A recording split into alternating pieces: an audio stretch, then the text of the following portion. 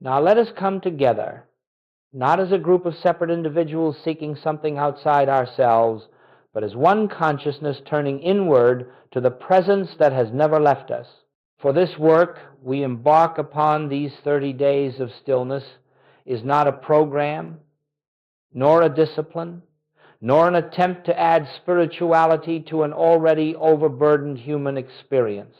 No, it is an awakening to what has been true from the beginning, that the life we are living is not our own, but the life of God expressed as our own being. We are not entering stillness to gain reward or escape the agitation of the world. We enter stillness because within every breath, within every moment of quiet receptivity, there is a revelation waiting to be made known. The presence that feeds the birds of the air and clothes the lilies of the field is the same presence that animates your very existence. And yet, although it is ever present, it must be consciously recognized before it can become the activity of your experience. You see, the world has taught us to look outward for peace, outward for supply, outward for direction, outward for safety.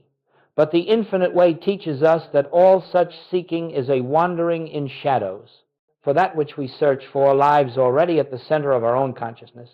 Therefore, these days ahead are not a journey outward, they are a return home, a remembering, a quiet lifting of the veil that seems to hide the truth of our being. If you will, think of this entire practice as a gentle turning within, again and again, to discover what has always been living you. Not effort, not strain, but a simple openness. Here I am, Father. Speak, for thy servant heareth. And as the mind becomes still, as the emotions quiet themselves, there emerges a sense of presence, soft at first, but unmistakable until we begin to realize that God has never been absent, never been silent, never withheld anything from his own expression. And so I welcome you to these 30 days of stillness, not as students learning a method, but as those who are ready to behold the truth that has eternally been true. Let us walk humbly, gently, quietly into this inner sanctuary where God is revealed, not as a distant being, but as the very essence of your own I. Now, as we move deeper into this sacred work, let us understand the principle upon which the entire month rests. Stillness is not merely the absence of noise, nor is it a pause between the activities of the human day.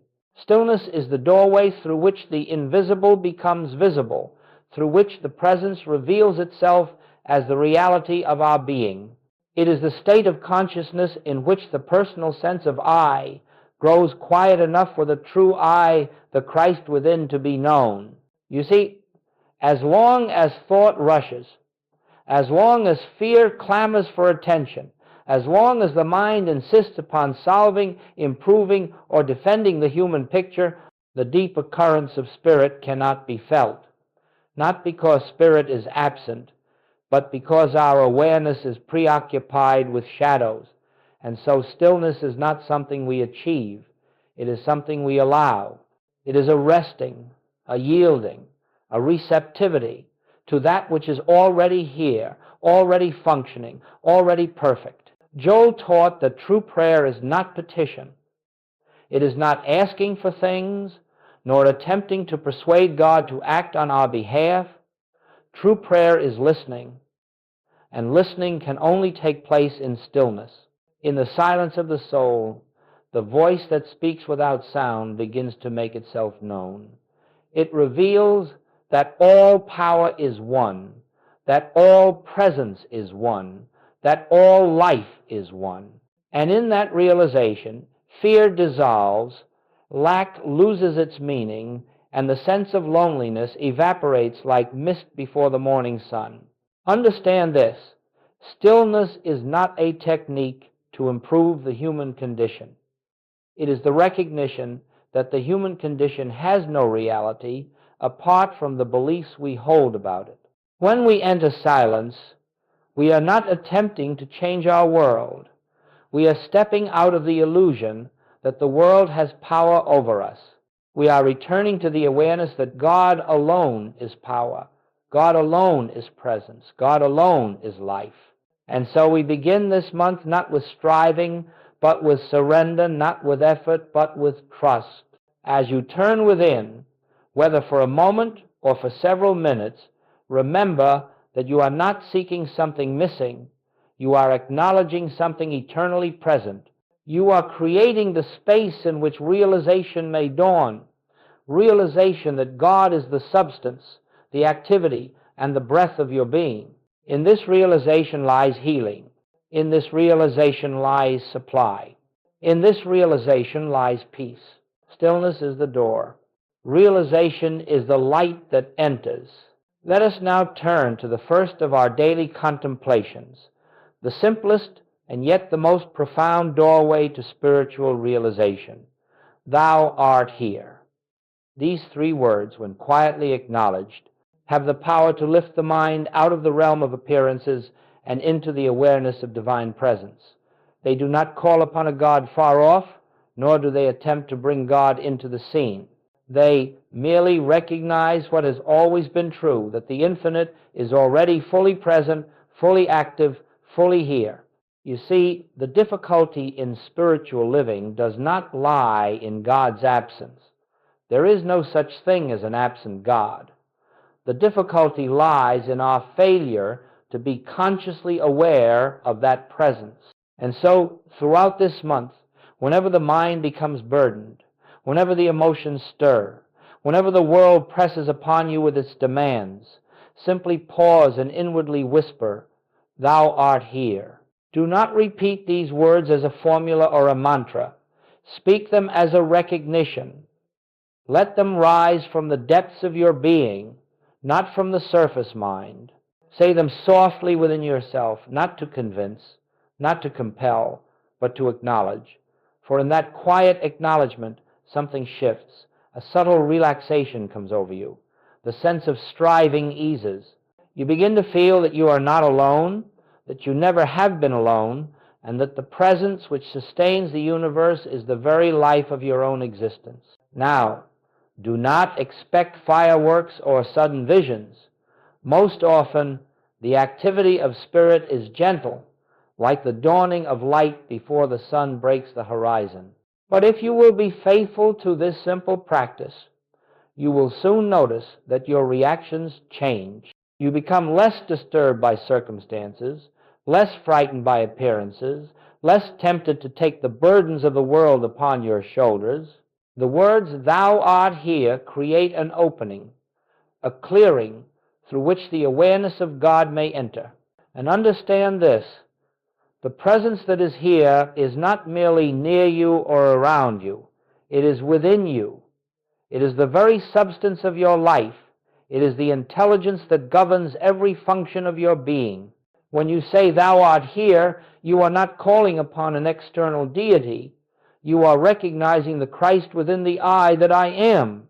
Try this often, for a minute or two, many times a day. When you rise in the morning, pause. Thou art here.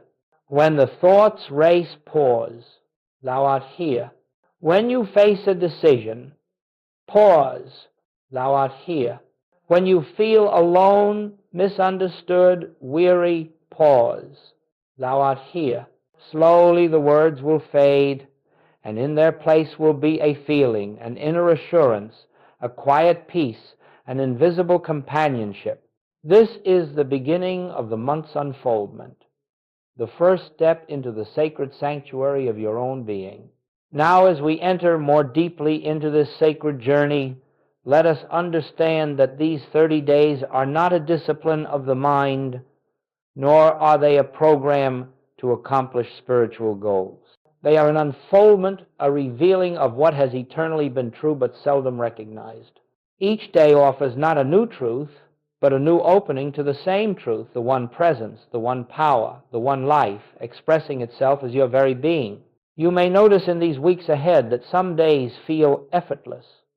A line such as "I and the Father are one" may lift your consciousness instantly into quiet assurance.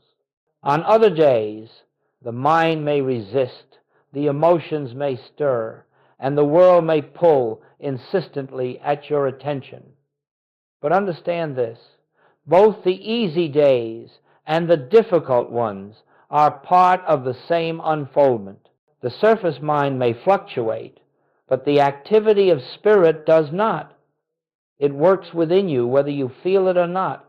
And so we use these 30 contemplative lines not as affirmations to change our human experience, but as invitations, doorways for the light within to shine more freely. Whether it is, I live, yet not I, or the kingdom is within, or my peace I give unto you, or I am the place where God shines forth. Each line carries within it a spiritual seed. You do not need to analyze it. You do not need to force understanding. You simply hold it gently in consciousness, like placing a seed in fertile soil. Then you step aside and allow the invisible to do its work. Throughout this month, approach each day with fresh receptivity.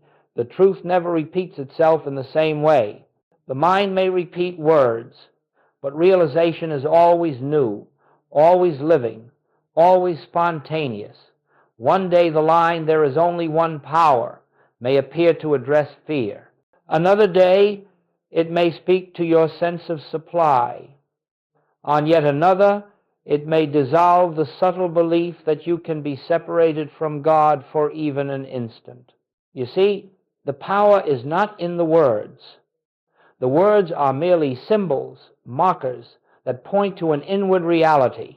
If you allow them to rest softly in your awareness, you will find that the words fade and the silence beneath them begins to speak. And it is the silence, not the statement, that heals, reveals, restores, and transforms. Therefore, do not rush through these 30 contemplations, nor judge the results by appearances. Spiritual unfoldment is seldom noisy. It does not announce itself. It moves gently, imperceptibly, like the tide that rises without sound. Yet one morning you awaken, and you know something has changed. The weight you carried is gone. The fear no longer has a voice. The sense of loneliness has evaporated. You feel accompanied, upheld, guided. This is the fruit of daily stillness. This is the fruit of quiet recognition.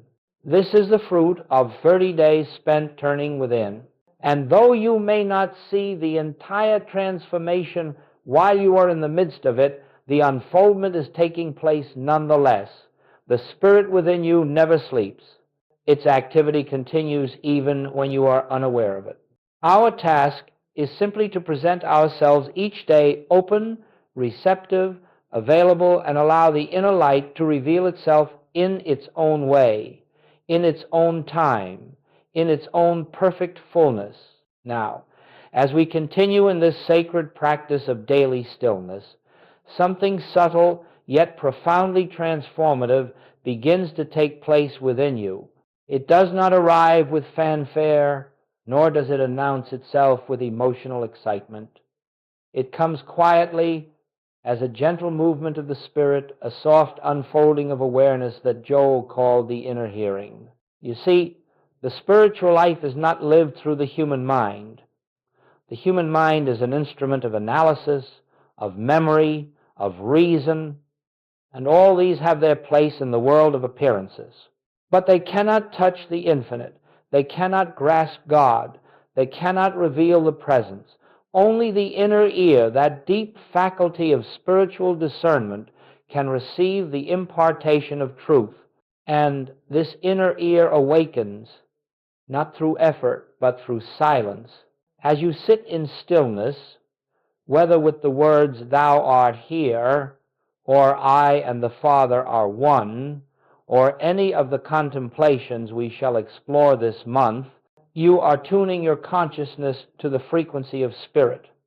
You are creating the conditions in which realization may dawn. And then, without warning, without planning, there comes a moment when a truth rises within you, not as thought, not as memory, but as revelation. This is the inner hearing. It may come as a deep sense of peace, unconnected to any circumstance. It may come as clarity, a sudden knowing of what is right without any reasoning. It may come as a lifting of fear, so gentle that you hardly notice when it left. It may come as love, love that does not originate in the mind, but pours forth from a depth you did not know you possessed. Do not misunderstand. This is not imagination. It is not self-suggestion. It is the activity of the Spirit of God within your own consciousness. It is the Christ, the true identity of you, breaking through the clouds of personal thinking and revealing itself as your real self. And hear this well. Inner hearing does not depend on your worthiness. It does not depend on your purity of thought, nor on your emotional harmony, nor on your spiritual accomplishments. It depends only on your willingness to become still, still enough for the noise of the world, the noise of fear, and the noise of personal striving to subside. When the mind is quiet, even if only for a moment, the inner ear opens. When the heart is receptive, even if only slightly, the light of realization enters.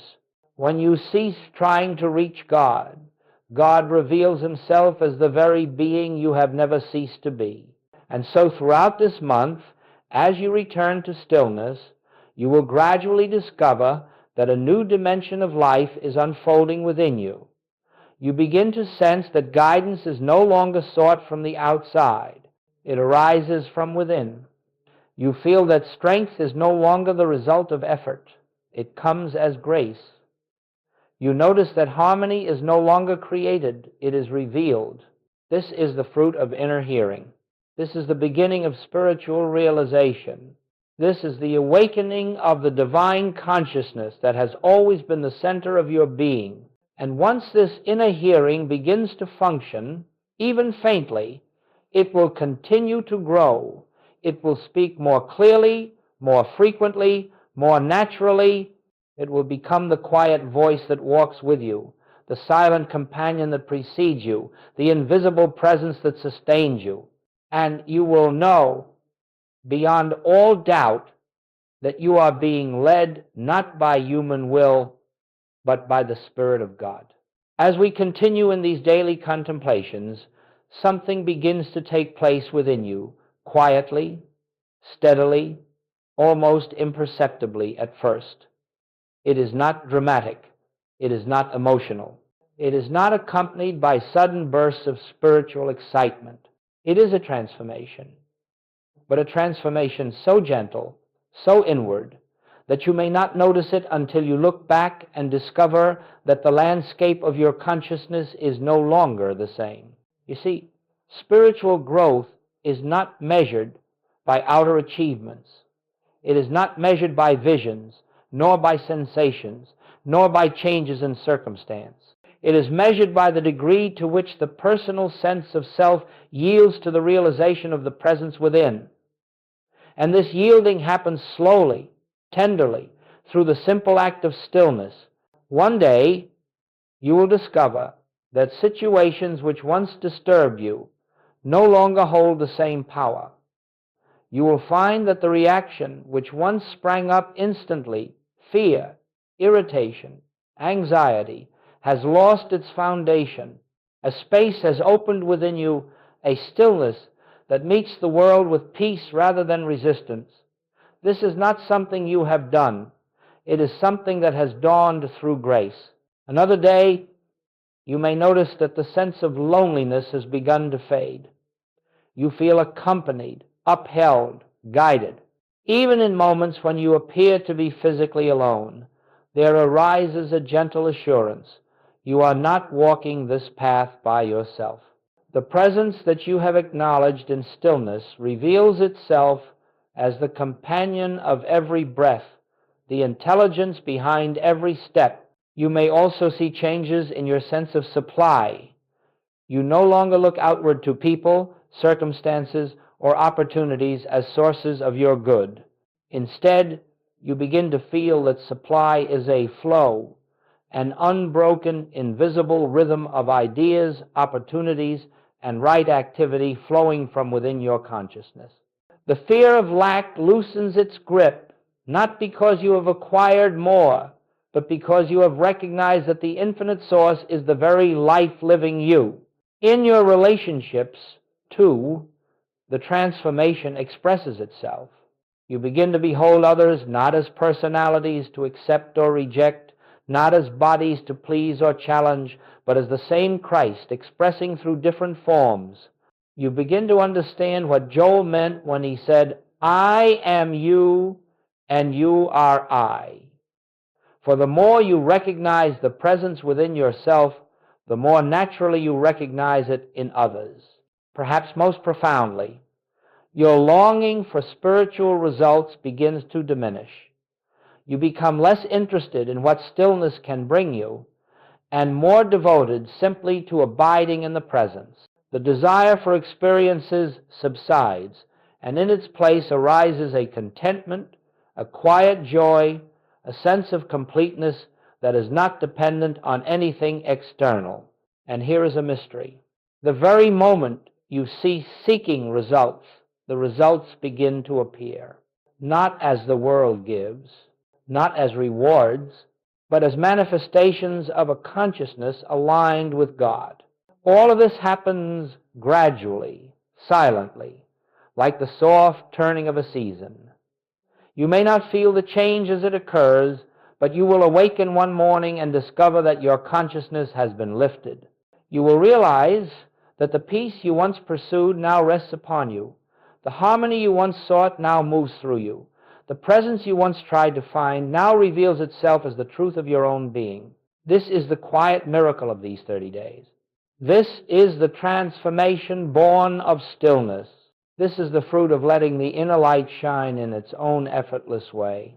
Now, as this month of devotion progresses, something very beautiful begins to occur.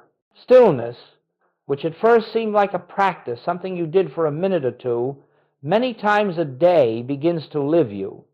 It ceases to be an activity and becomes an atmosphere. It becomes the invisible background of your life, the quiet undercurrent that follows you through each moment, each conversation, each decision. You begin to notice that the mind no longer rushes to solve or defend. It has lost interest in the frantic pursuit of human answers. A gentler movement has taken its place, a resting, a listening, an abiding, and this abiding presence becomes the very environment in which you live your days.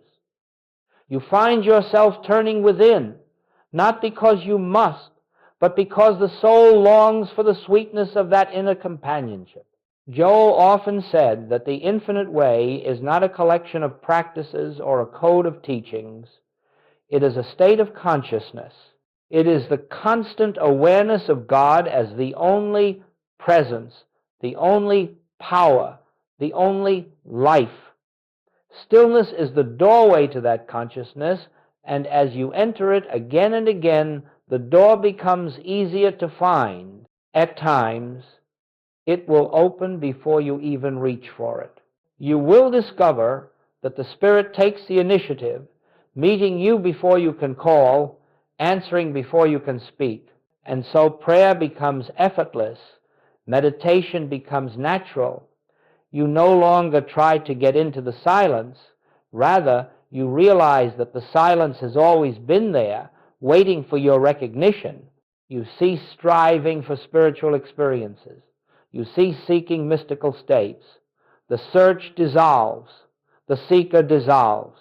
And what remains is the presence of God quietly expressing itself as your own being. As this deepening continues, you will feel a profound shift in how you approach the world. You no longer bring truth into a situation to change it. You bring consciousness. You bring the awareness that God is already there. You walk into the meeting, the conversation, the challenge, the unknown, not as a human seeking divine help, but as the transparency through which divine harmony reveals itself. Stillness becomes the lens through which you behold the world. Stillness becomes the sanctuary you never leave. Stillness becomes the assurance that God is living your life, and this realization frees you. You no longer live by the clock or by external demands.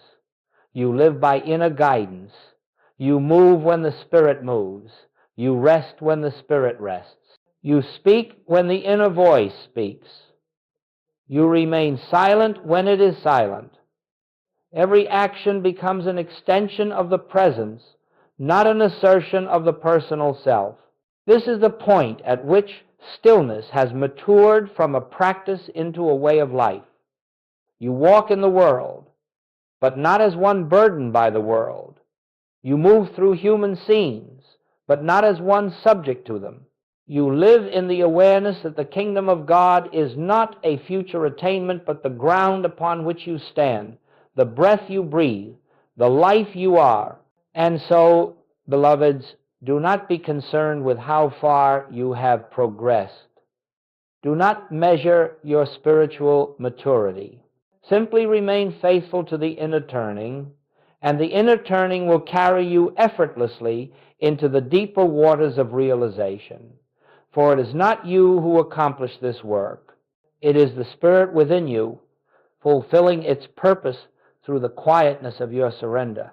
Now, as we come toward the heart of this month-long journey, a deeper revelation begins to dawn, one so simple, so clear, so liberating, that it dissolves years of spiritual effort in a single breath.